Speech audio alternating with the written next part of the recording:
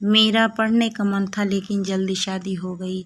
सामने के फ्लैट में रहने वाली सरिता से तनु का मिलना तो कम हो पाता था, लेकिन तनु का उसकी हर गतिविधि पर ध्यान जाने अनजाने चला ही जाता था। दोनों के घर की रसोई की खिड़कियां आमने सामने ही पड़ती थी। तभी तो सरिता कई बार मजाक में कह भी चुकी थी, लगता है आपका सारा दिन रसोई में ही बीतता है। सुनकर तनु चुप रह जाती। यूँ देखा जाए तो दोनों की दिनचर्या में भी काफ़ी अंतर था। सरिता बैंक में काम करती थी, पति अक्सर दौरे पर रहते थे और बच्चे बाहर हॉस्टल में थे। सरिता का क्या, थोड़ा बहुत कच्चा पक्का बना लिया और कभी मूड नहीं हुआ तो बाहर से कुछ मंगा लिया। पर तनु, वह तो जब से ब्याह कर इस घर में आई थी तभी से अधिकांश समय रसोई में ही बीता। तब तो भरा पूरा ससुराल था, सब साथ रहते थे और वह थी घर की बड़ी बहू। आज भी जब कभी वे दिन याद आते हैं तो वह सोचती है कि कितना कुछ बदलाव आया था उसके व्यक्तित्व में। इस घर में आकर बेटी रीना उस दिन पूछ रही थी, मम्मी आप क्या बचपन से ही इतनी अच्छी कुकिंग करती थी? मुझसे तो अब तक गोल रोटी भी नहीं बन पाती है।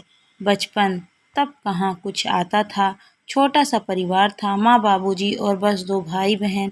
बीए करने के बाद उसकी बहुत इच्छा थी आगे और पढ़ने की, पर परिस्थितियाँ कुछ ऐसी बनी कि जल्दी शादी हो गई। ससुराल आकर देखा, सास तो घर के हर काम काज पर पारंगत थी, पर ससुराल के इस पारंपरिक वातावरण में सामंजस्य बैठाना उसे काफ़ी मुश्किल लगा था। चूल्हा छुआई की रस्म तो खैर जैसे तैसे हो गई, पर जब कुछ दिनों बाद ननद प्रभा ने आदेश दिया कि अब सुबह की चाय भाभी बनाएंगी तो वह चौंक ही गई थी।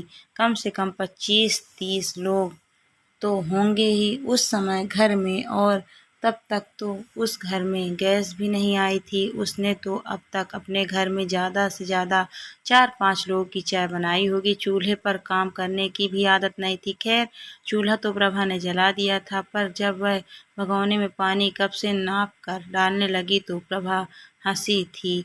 भाभी कहाँ तक नापोगी, पूरा भगोना भर कर चढ़ा दो। फिर जब शक्कर के नाप के लिए चम्मच टटोलने लगी तो प्रभा भी हंसी थी। अरे भाभी, ये जो शक्कर के डिब्बे में बड़ा सा कटोरा है ना, भर कर डाल देना। और हाँ, चाय के डिब्बे में भी एक छोटी कटोरी है, वही नाप है। प्रभा ही थी जो उस समय हर काम काज में उसकी मदद कर देती थी। सब्जी के तेल मसाले से लेकर रोटी और पराठे के आटे तक का नाप तौल वही बताती रही। फिर तो काम करते करते उसकी भी आदत हो गई थी। सास ने तो सिलाई बुनाई अचार पापड़ तक घर के सारे काम सिखाए थे, और कब वह एक अल्हड़ लड़की से एक कुशल गृहिणी बन गई वह स्वयं भी नहीं समझ पाई थी। धीरे धीरे संयुक्त परिवार से वे लोग एकल परिवार हो गए। बच्चे भी अब बड़े होने लगे थे, पर घर को सुव्यवस्थित रखने, सुचारू रूप से चलाने में ही उसका पूरा दिन खप जाता था। मेहमानों की आवाजाही भी बनी ही रहती थी। पति प्रभात तो शुरू से ही कम बोलते थे और अधिक टोका टोकी भी नहीं करते थे। फिर भी कई बार वह महसूस करती थी कि अन्य कामकाजी महिलाओं को देखकर शायद वे भी कामकाजी पत्नी की ही कामना करते होंगे। घर के बढ़ते खर्च से बजट भी डगमगाने लगा था। बेटे की कॉलेज की पढ़ाई थी, फिर बेटी रीना की शादी आ गई तो कर्ज बढ़ गया था।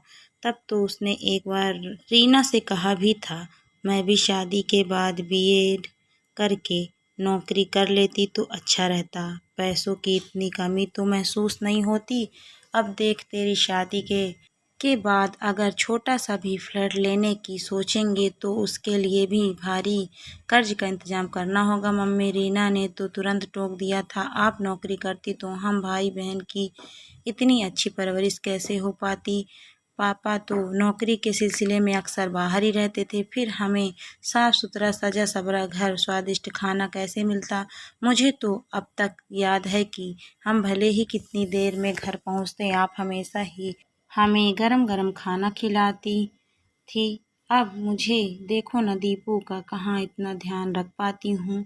कभी कभी तो उसे बुखार में भी घर छोड़कर ऑफिस जाना पड़ता। पर रीना, तेरे पापा ने तो शायद ही कभी महसूस किया हो कि घर में रहकर मैंने कभी कोई योगदान दिया है इस गृहस्थी को चलाने में। मम्मी, रीना ने फिर बात काट दी।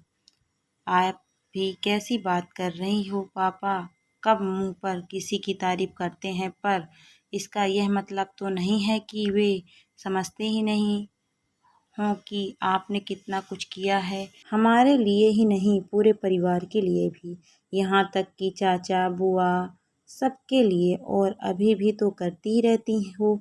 अब जब पापा रिटायर हो जाएंगे तब खूब समय होगा आप दोनों के पास, जिम्मेदारियां भी तब तक कम हो जाएगी।